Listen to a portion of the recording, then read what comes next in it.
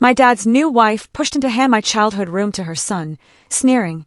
An adult woman doesn't need old keepsakes. I stayed silent, then rang my lawyer. Their faces drained when the court order arrived, saying, "Can you imagine walking into your childhood home, the place where every single memory lives, only to find it utterly erased? Not just redecorated, but dismantled by the very people who were supposed to protect it." My father's new wife thought she could just take my family's legacy, piece by piece, but what they didn't know was that my mother, even from beyond the grave, had already laid a perfect trap. I'm Alexis, and the first thing that really hit me hard, was this ridiculous green T-Rex decal with cartoon eyes, plastered right where my favorite concert posters used to hang. My fingers traced the fresh blue paint beneath it, searching for the familiar texture of the cream wallpaper my mom and I picked out together when I was 16. This was supposed to be a surprise visit, a fun weekend back home. Instead, I got the surprise. "Oh, I didn't expect you today." Carmen's voice, sickly sweet and dripping with condescension, made my teeth ache.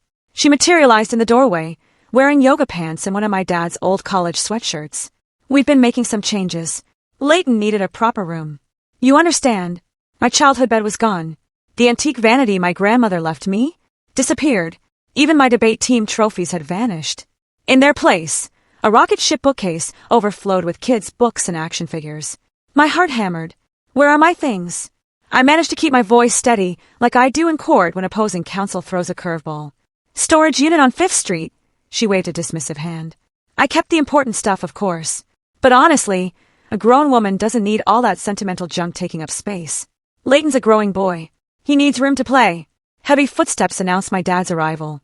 "Alexis, honey, we didn't know you were coming." He wouldn't meet my eyes, focusing on a spot just past my shoulder. Clearly, I thought. I turned to face him, a cold dread spreading through me. "Dad, where's Mom's vanity?" "Carmen thought it was outdated," she cut in, a smirk playing on her lips. "I sold it, along with some other pieces. That Victorian stuff made the house look like a museum. We're trying to create a modern family space here." My chest tightened, a painful knot forming. "You sold my grandmother's vanity?" "Oh, don't be dramatic. I got good money for it. $3,000 on Facebook Marketplace. You can buy something nice for your own place with your share." The blood drained from my face. That vanity wasn't hers to sell. "Well, it was in our house." Carmen emphasized the "our" like a punch, and we needed to make room for Leighton's gaming setup. Speaking of which, she turned to my father. "Carson, honey, can you help me move that old dresser out of here tomorrow? The one with all the scratches. My mother's dresser. The one where she kept her jewelry, her letters, her memories." "Dad!" I waited, desperate for him to speak up, to say something. Anything. He just shuffled his feet. "Maybe we should discuss this over coffee. Carmen makes an excellent—" "No!" I cut him off, my voice ice cold. "I don't want coffee." Carmen stepped closer, placing her hand on my arm. I fought the urge to shake it off. "Alexis, I know change is hard, but you have to understand, this is our home now. You're always welcome to visit, but what? But you need to accept that things are different now. Your mother's been gone for 3 years. Life moves on." Behind her, my father nodded weakly, like a puppet on loose strings. I looked around the room one last time. The walls that once held my concert posters now displayed cartoon dinosaurs. The corner where I'd spent countless nights studying was occupied by a child's desk covered in crayon marks. Every trace of my childhood, of my mother, had been erased. "You're right," I said finally, surprising them both with my calm tone. "Things are different now." I walked out without another word, ignoring Carmen's satisfied smile and my father's weak attempt to call me back. In my car, I sat for a moment staring at the house. Asterisk my mother's house star. She'd known this might happen. That's why she'd made me promise to read the will carefully, to understand every clause, especially the one about what would happen if my father remarried. I pulled out my phone, found Aaron's name, my lawyer, my mother's friend, the keeper of that particular clause. "Time to talk about enforcement." I typed, then hit send. My phone buzzed immediately. "Come to my office first thing Monday. Bring the photos you just took." I smiled, remembering the quick pictures I'd snapped to the room while Carmen was talking. 3 years of law school and 5 years of practice had taught me to always document everything. Carmen wanted to play house. Fine. But she'd forgotten the most important rule of real estate. Always check who's on the deed. I started my car, catching one last glimpse of my father's figure in the window.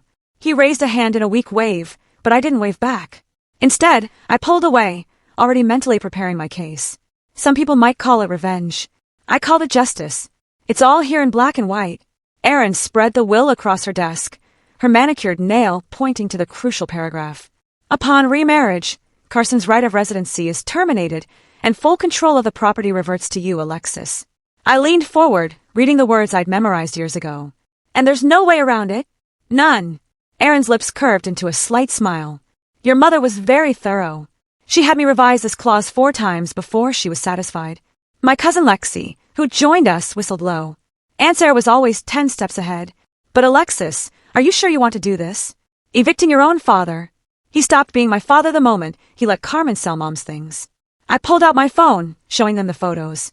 Look at what they've done to my room, and that's just the beginning. Erin's expression darkened as she swiped through the pictures. These items were specifically listed in the will's inventory. Carmen had no right to sell them. I've been tracking her sales online, Lexi added, pulling up several Facebook Marketplace listings on her tablet. The vanity, Mom's antique mirror, even the Persian rug from the dining room. She's made nearly $20,000 selling your inheritance. That's theft, Erin said flatly. We can add it to the complaint. I stood up, pacing the office. I don't want to just sue them. I want them out. Alexis. Erin's voice softened. This will get ugly. The media loves family drama, especially when it involves property. Are you prepared for that? Carmen's already making it ugly. Yesterday, she told the neighbors I'm unstable and can't let go of the past. I laughed bitterly, as if wanting to preserve my mother's memory makes me crazy. Lexi's phone buzzed. She glanced at it, frowning. Speaking of crazy, Carmen just listed more furniture. Your mother's writing desk is up for $1,200. My hands clenched into fists. That's where Mom wrote all her letters to me when I was at college. Wait! Erin held up her hand, studying her computer screen. Something's not adding up here. Alexis, did you ever review the house's escrow accounts after your mother passed? No. Dad handled all that. Why? Because I'm looking at the records now, and there were significant cash withdrawals in the months following Sarah's death. Money that was specifically set aside for property maintenance. Lexi peered over Erin's shoulder. That's around the time Carmen showed up. Right, 2 months after Mom died, I confirmed. Dad met her at a grief support group. Some support, Lexi muttered. Erin printed several pages and handed them to me. Review these tonight. If what I'm seeing is correct, we might have more than just a property dispute on our hands. I scanned the numbers, my legal training kicking in. These withdrawals, they're just under the amount that would trigger automatic reporting. Exactly. Erin's eyes met mine. Your mother left plenty of money for house maintenance. Money that seems to have vanished right when Carmen entered the picture, and now she's selling my inheritance piece by piece. I stood up, gathering the documents. How soon can we move on this? I can have the eviction notice ready by Friday. But, Alexis, Erin hesitated. Once we start this, there's no going back. Your relationship with your father was destroyed the moment he chose her over Mom's memory. I squared my shoulders. File the papers. Lexi touched my arm. I'll keep tracking the sales. And I've got a friend at the county recorder's office who can pull any property documents Carmen might have filed. Good. I checked my watch. I should go. I have court at 2. As I reached the door, Erin called out, Alexis, your mother once told me something about that house. She said it wasn't just walls and furniture. It was proof that a woman could build something lasting, something that couldn't be taken away. Tears pricked at my eyes, but I blinked them back. Then let's make sure she was right. Walking to my car, I noticed a text from Carmen. Leighton loves his new room. Hope you understand. It's for the best. Family dinner on Sunday. Family dinner. As if erasing my existence could be smoothed over with pot roast and small talk. I typed back. Can't make it, but hold on to those dinner plates. You might need them packed soon. Then I blocked her number and called Violet, my best friend. Hey, want to help me document every item in my mother's house this weekend? Bring your camera. Carmen drama. Violet asked. Let's just say. I started my car, glancing at the legal documents on my passenger seat. The house is about to get a lot less crowded. Just need to grab a few boxes from my old closet. I told Carmen with a practiced smile. Won't take long. She blocked the doorway, arms crossed. I thought we sent everything to storage. Not everything. I held up my court order. And as co-owner of the property, I have the right to inspect any room. Carmen's face tightened, but she stepped aside. The sound of power tools echoed from downstairs. The contractor she'd hired was working on something in the living room. Fine, but make it quick. Leighton has friends coming over. I climbed the stairs to my old room, now Leighton's dinosaur kingdom. The boy himself sat on the floor, playing with action figures. Hi, Alexis. He looked up, grinning. Want to see my T-Rex collection?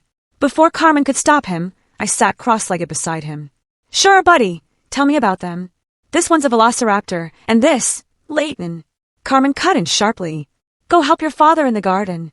After he left, I opened the closet, pretending to search while actually photographing everything.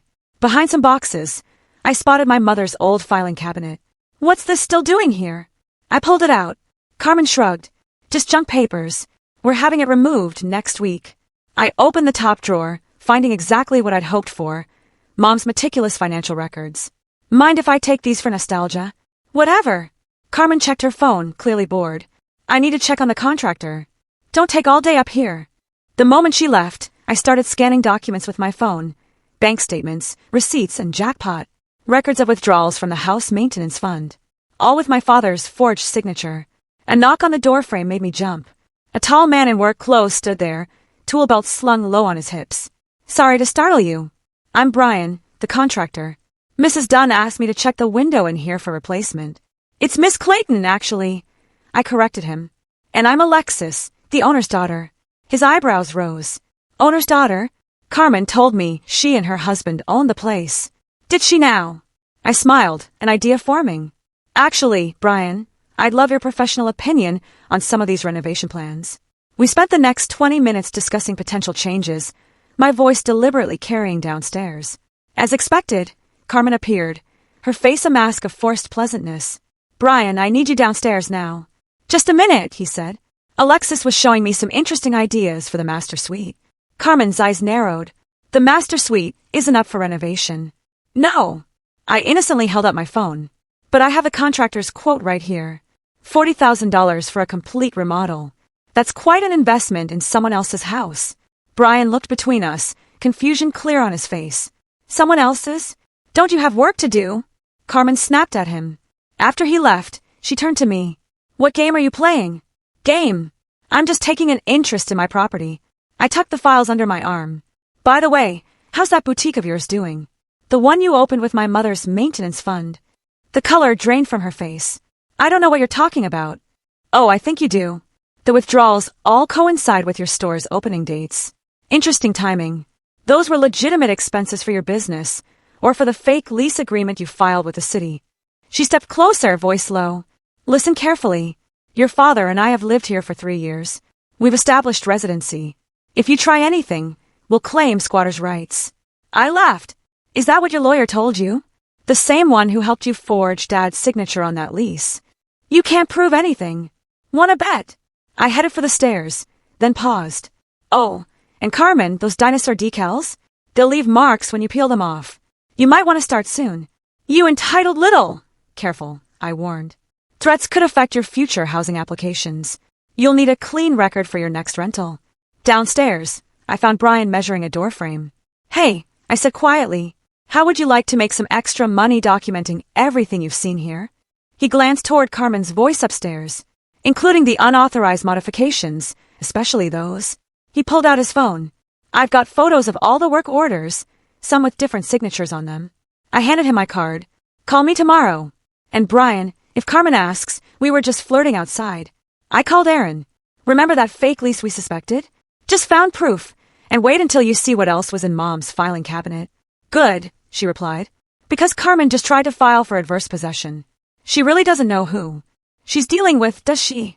No, I said, watching Carmen's silhouette pace behind my old bedroom window. But she's about to find out. Mom, you need to eat something. I pushed the bowl of soup closer to her hospital bed. It was 3 years ago, but the memory felt like yesterday. In a minute, sweetheart.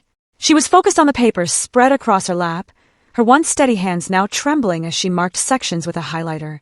Aaron's bringing the final draft to the will today. We need to make sure everything's perfect. The house will still be there next week. I tried to sound optimistic, even though we both knew better. She looked up, her eyes sharp despite the illness that was consuming her. Alexis, listen to me. Your father, he's a good man, but he's weak. Always has been. When I'm gone. Mom, please. When I'm gone, she continued firmly, he'll look for someone to lean on. and that someone might not have your best interest at heart. I remembered how the autumn sunlight streamed through the window, casting long shadows across her hospital bed. How the morphine drip kept steady time with the beeping monitors. "The house is your inheritance," she said. "Not just the building. Everything I built there. Everything we built together. Don't let anyone take that from you." A knock interrupted us. Violet stood in the doorway, holding fresh flowers. "Bad time. Never for you." Mom smiled. "Come help me convince this daughter of mine that I'm not being paranoid." Violet sat on the edge of the bed. "About the house, about making sure it's protected." Mom handed me the papers. "Read the residency clause again." I did out loud. * Carson Dunn may remain in residence until such time as he remarries, at which point full control and ownership reverts solely to Alexis Dunn. * Your mother's a genius, Violet said. "I'm a realist." Mom reached for my hand. "Promise me you'll stand your ground when the time comes. Promise me you won't let guilt cloud your judgment." "What do you mean?" "Your father will try to make you feel guilty. He'll say I was being unfair, that I didn't trust him. But this isn't about trust. It's about protection." The memory shifts to later that night after Violet left. Mom was dozing, and Dad came in with coffee. "The lawyers were here again," he asked, noticing the papers. "Just finalizing some things." He sighed. "She doesn't need to worry about all this now. The house will still be our home, no matter what. Our home, not my home, not Mom's legacy." The scene dissolves into another memory, 2 months after the funeral. Dad introducing Carmen at the grocery store. Her sympathetic smile not quite reaching her eyes. "Your father's told me so much about you," she'd said, squeezing his arm. "We met at grief counseling. Such a blessing to find each other during such a difficult time." My phone buzzes, pulling me back to the present. I'm sitting in my apartment, surrounded by the files from Mom's cabinet. Violet's calling. "You okay?" she asks. "You've been quiet in the group chat all day." Just remembering Mom's last weeks, the warning she tried to give me. "She saw this coming," Violet says softly. "Not Carmen specifically, but someone like her." "I found Mom's journals in the filing cabinet," I tell her. She wrote about Dad's pattern of letting stronger personalities make his decisions. Even during their marriage, she was the one who had to protect their assets. "And now you're doing the same thing. But what if I hesitate? What if this makes me the villain, throwing my father out of his home?" "Stop." Violet's voice turned stern. "It's not his home. It never was. Your mother built that house with her inheritance, her work. She left it to you for a reason. Carmen's already telling people I'm being cruel. Carmen's telling people a lot of things, including that she owns the house. Which is worse, being called cruel or letting your mother's legacy be erased?" I look at the photo on my wall, Mom and me in front of the house on my college graduation day. Her proud smile, her arm around my shoulders. "You're right." I straighten my spine. Mom didn't worry about looking cruel when she protected me. She didn't let guilt stop her from doing what was necessary. "Exactly." Violet pauses. "By the way, Brian, the contractor, called me. Says he has recordings of Carmen planning to claim squatters' rights. Want them? Send everything to Aaron." I start gathering the files. It's time to show Carmen exactly what kind of protection my mother built into that will. "That's my girl." Violet's smile is audible. "Your mom would be proud." After we hang up, I touch the photo on the wall. "I won't let you down," I whisper. "I promise."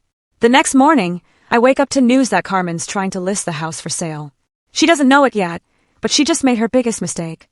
Mom's voice echoes in my memory. "Stand your ground," and that's exactly what I plan to do. ****, the cease and desist letter arrived at the house by courier on a Tuesday morning.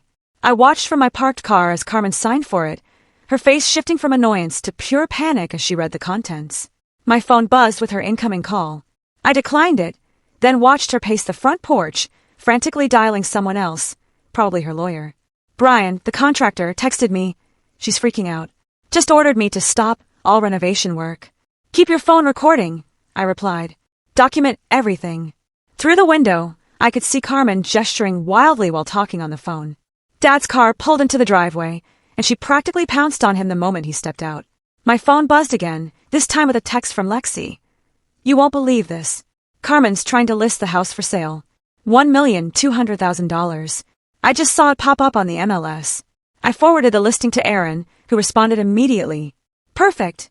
That's fraud. Adding it to the file." Carmen was still arguing with Dad on the porch when a familiar Mercedes pulled up. Violet stepped out, dressed for battle in her real estate agent power suit. "Right on time," I muttered, watching Carmen's face as Violet approached the house. Hi. Violet's voice carried clearly across the lawn. I'm here for the showing. The property just listed, and I have a very interested buyer. Carmen's mouth opened and closed like a fish. We are not ready for showings yet. Oh. Violet pulled out her tablet. But the listing says immediate showings. Welcome. My client is very interested in the original hardwood floors and period details. Mind if we take a look? We need to reschedule. Dad started, but Carmen cut him off. Of course, we can show it. Her voice was too bright, too brittle. Just give us an hour to tidy up. Perfect. Violet smiled sweetly. I'll be back at 11.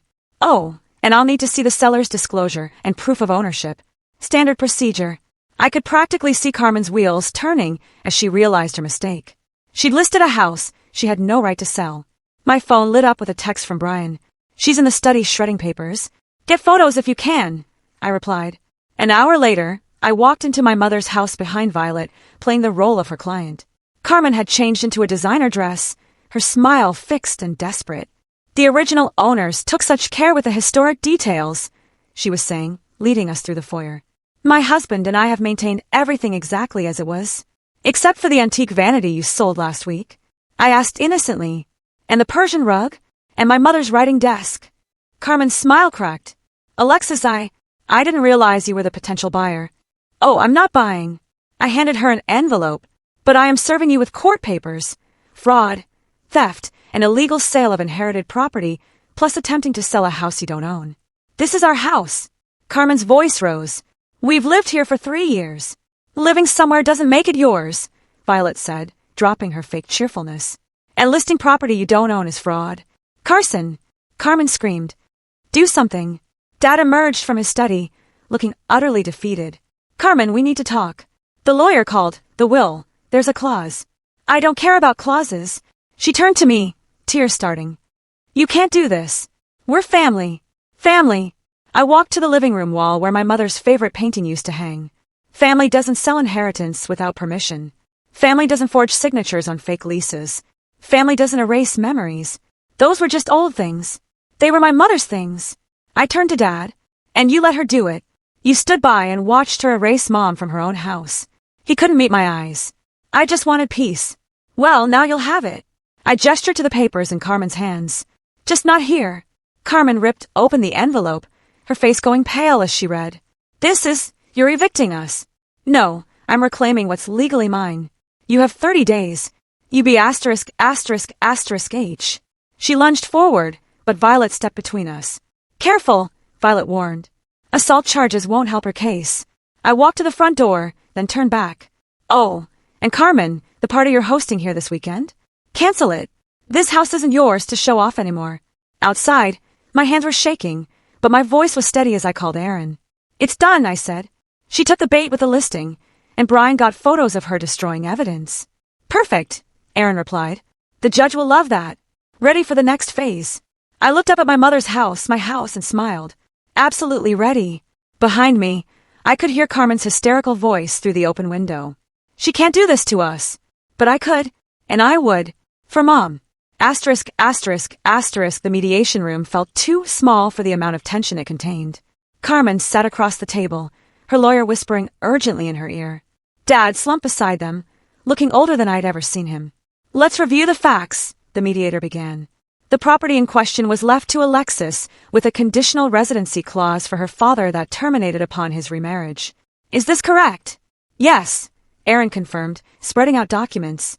We also have evidence of unauthorized sale of inherited items, financial misconduct, and attempted property fraud. Carmen's lawyer leaned forward. My client was acting under the assumption. Your client filed a fake lease agreement, Aaron cut in, sliding over more papers with a forged signature. Would you like to explain that? I never forged anything. Carmen's voice cracked. Carson signed it. Dad's head snapped up. What? I never signed a lease. The handwriting analysis confirms that, Aaron said smoothly, along with the forged signatures on bank withdrawals totaling over $50,000. The mediator frowned. These are serious allegations. I have proof. I nodded to Aaron, who produced Brian's documentation. The contractor recorded everything, including Mrs. Clayton's plans to claim squatters' rights and sell property she didn't own. Carmen's lawyer whispered something to her again, but she shoved him away. This is ridiculous. We made that house a home. By selling my mother's belongings. I kept my voice level by erasing every trace of her. She was dead. Carmen slammed her hand on the table. Dead people don't need things. The room fell silent. Even her lawyer looked shocked. No, I said quietly, but their daughters do. Dad finally spoke, his voice rough. Carmen, did you really forge my signature? I did it for us. She grabbed his arm. To build our future. That house was wasted on her memory. That's enough, the mediator interrupted. Given the evidence, I recommend you accept the 30-day eviction notice. Fighting this will only lead to criminal charges. Carmen's lawyer nodded. He's right. Take the deal. Deal. Carmen laughed hysterically. She's throwing us out. Where will we go? What about Leighton? You should have thought about that before you started selling stolen property, Aaron replied. Dad turned to me, eyes pleading. Alexis, honey, can we talk privately? I hesitated, then nodded. We stepped into the hallway, leaving Carmen's increasingly loud protests behind. I'm sorry, he said immediately. I should have stopped her. After your mother died, I couldn't handle anything. Carmen seemed so capable of theft. He flinched. I didn't know about the forgeries or the sales, I swear. But you knew she was erasing Mom. You watched her do it. I was weak. His shoulders sagged. Your mother always said that about me, that I let stronger personalities make my decisions. A memory flashed. Mom in her hospital bed, warning me about exactly this. Dad, read the will sometime, I said.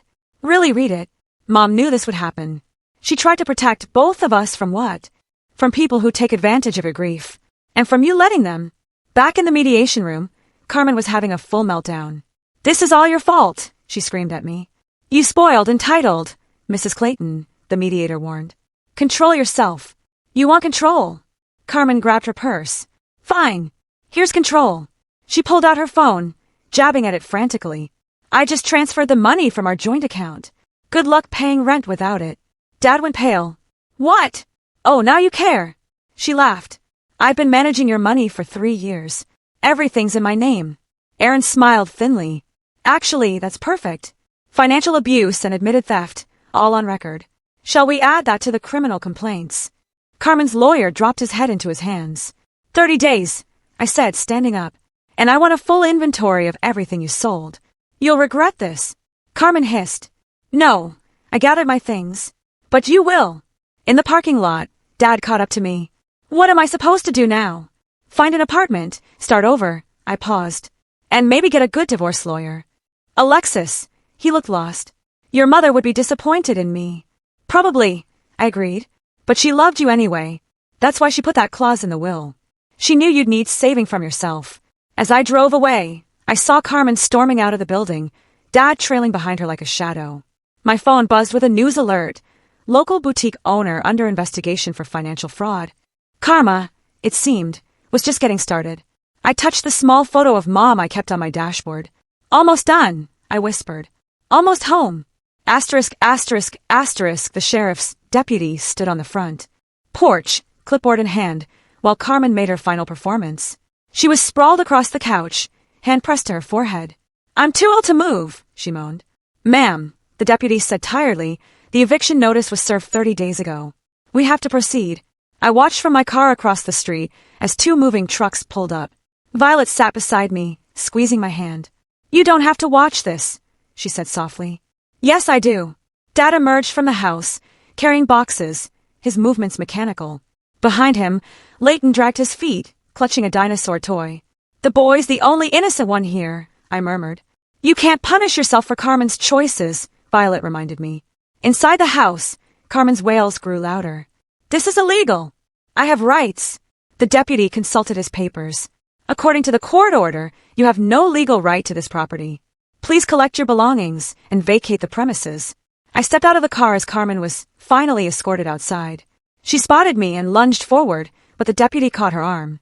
You vindictive be asterisk, asterisk, asterisk H, she screamed. You're just like your mother. Cold, controlling. Don't. My voice cut through her tirade. Don't say her name. Or what? She's dead. Dead and gone. And you're living in the past. Leighton started crying, and something in me snapped. I walked over to him, kneeling to his level. Hey, buddy, I said gently. I know this is scary, but you know what? Change can be an adventure, too. Carmen tried to pull him away, but he resisted. Will I still have dinosaurs in the new house? Tell you what. I reached into my bag and pulled out a small, gift-wrap package. This is for you. Open it later, okay? Carmen snatched it from his hands. We don't need your charity. It's not charity, I said, standing. It's his inheritance. The only one you didn't sell. The package contained my old T-Rex model, the one Mom had given me when I was scared of starting middle school. Sometimes, she'd said, being fierce is the kindest thing you can be. The movers worked efficiently, loading furniture in boxes. I noticed they handled Carmen's designer clothes with less care than she'd shown my mother's antiques. Dad approached me hesitantly. Alexis, save it. I turned away, but he grabbed my arm. Please, there's something you should see in your old room. Against my better judgment, I followed him upstairs. The dinosaur decals were half peeled off, leaving sticky residue on the blue walls. Dad went to the old dresser, the last piece of my mother's furniture Carmen hadn't managed to sell. I kept this hidden, he said, pulling out a letter from behind the drawer. Your mother wrote it the week before she... My hands trembled as I took the envelope. Inside was a photo of me at 8 years old, sitting on the porch steps with Mom, both of us laughing at something long forgotten. Read it later, Dad said. When you're ready. A crash from downstairs made us both jump. Carmen's voice rose again. That vase is worth more than your yearly salary. Be careful. Time's up, the deputy called. Vehicle's waiting. I walked Dad to the door where Carmen was having her final meltdown. This isn't over, she shrieked at me. I'll sue. You'll what? I stepped closer. Forge more documents. Steal more memories. Face more fraud charges. She fell silent, finally understanding the depth of her defeat. Get in the car, Carmen, Dad said quietly. Please. As they drove away, Leighton pressed his face against the window, clutching the wrapped package. I waved, and he waved back until they turned the corner. The deputy handed me the keys. Property's yours, ma'am. Good luck. Inside, the house felt hollow. Empty picture hooks lined the walls where family photos once hung. Rectangular clean spots, marked where furniture had protected the carpet from sunfade. I climbed the stairs to my old room and sat on the bare mattress, the only piece of furniture I'd kept there. The letter from Dad felt heavy in my pocket. Violet found me there an hour later, tears streaming down my face. Oh, honey, she said, sitting beside me. Mom knew, I whispered, showing her the letter. She knew Dad would choose wrong again. That's why she made me promise to be strong enough for both of us. Through the window, I watched the sunset on my first day home, really home. The house felt like a museum now, filled with ghosts of what was and shadows of what could have been. But it was mine, just like Mom wanted, just like she planned. Asterisk, asterisk, asterisk, the Sarah Dunn Women's Recovery Center, Violet read from the freshly mounted plaque. Your mom would love this. I adjusted the sign slightly. She always said this house was meant to help people start over. The renovation crew had worked miracles. The living room, once stuffed with Carmen's gaudy furniture, now held comfortable couches and support group circles. My old bedroom had become a counseling office, its walls painted a soothing sage green. First resident arrives today, Violet asked. Any minute. I checked my watch. Aaron's bringing her from the courthouse. The doorbell rang. On the porch stood a woman about my age, clutching a small duffel bag. Her eye was still slightly bruised. I'm Maria, she said quietly. The lawyer said, welcome home. I opened the door wide. Let me show you around. As we walked through the house, Maria's shoulders gradually relaxed. In the kitchen, where Mom had taught me to bake, I poured coffee while explaining the house rules. Stay as long as you need, I told her. That's what this place is for. My phone buzzed. A news alert. Carmen's fraud trial had ended. Guilty on all counts. She'd been running similar schemes for years, targeting grieving widowers, draining their accounts. Everything okay? Violet asked, noting my expression. Justice served. I showed her the alert. Dad's testimony sealed it. Speaking of Dad, I heard his familiar knock. He stood on the porch, looking uncertain. The garden needs attention, he said, gesturing to Mom's overgrown flower beds. I thought maybe. I handed him a pair of gardening gloves. Roses need pruning. We worked in comfortable silence until he spoke. I found an apartment. Small, but it's mine. No joint accounts this time. Good. I deadhead a rose bush. And the divorce. Final next week. He paused. Carmen's sister called. Leighton asks about you. I pulled out the business card I'd been carrying. There's a great dinosaur exhibit at the museum. If he's interested. Dad took the card, smiling slightly. You're more forgiving than I deserve. Not forgiving, I corrected. Understanding. Mom taught me the difference. A car pulled up. Lexi, with supplies for the center. As she unloaded boxes, I caught Dad watching the house's transformation. Different than you expected? I asked. Better. He touched the new plaque. Sarah would be proud. She always said you were stronger than me. She said I was stronger than both of us. I handed him another rose bush to plant. But she loved us anyway. Inside, I heard Maria laughing at something Violet said. The sound echoed through rooms once filled with Carmen's artificial cheer, now warming with genuine healing. My phone buzzed again. Brian, the contractor, found something behind the wall in the master bath. Looks like your mom left a surprise. I rushed upstairs. Brian pointed to a small safe embedded in the wall, exposed during renovation. Combination? He asked. Try 031785, I said. My birthday. The safe clicked open. Inside lay a velvet jewelry box and another letter. The pearl necklace Mom wore at her wedding gleamed against dark fabric. The letter was dated 1 week before she died. My dearest Alexis, it began. Asterisk, if you're reading this, you've reclaimed our home. Not just the building, our legacy. The pearls aren't valuable, but they're real. Like you, like your strength. Asterisk, Violet found me crying in the bathroom. Oh God, what now? I showed her the letter's final lines. Asterisk, the house isn't your inheritance, darling. Your inheritance is knowing you can protect what matters, even when it hurts, even when others call you cruel. Your inheritance is your strength. Use it to help others find theirs. All my love, Mom. Asterisk, downstairs. Maria was arranging family photos on her dresser. Dad was teaching Lexi Mom's secret for keeping roses blooming into fall. The house hummed with new purpose. I fastened Mom's pearls around my neck and walked through rooms now filled with second chances. In the foyer, the afternoon sun caught the plaque just right, making it glow. Ready for the house blessing? Violet asked, sage bundle in hand. Almost. I touched the pearls, just remembering something Mom used to say. A house is just walls until you fill it with healing. Through the window, I watched another car pull up. Another woman with a small bag. Another chance to help someone reclaim their strength. I opened the door wide. Welcome home, I said. And somewhere, I swear I heard Mom whisper, well done, baby. Well done. So, what would you have done if you found your entire childhood ripped away like that? Have you ever had to fight for what's rightfully yours, even against family, when it felt like everyone was against you? Let me know in the comments below, because honestly, I'm still processing it all.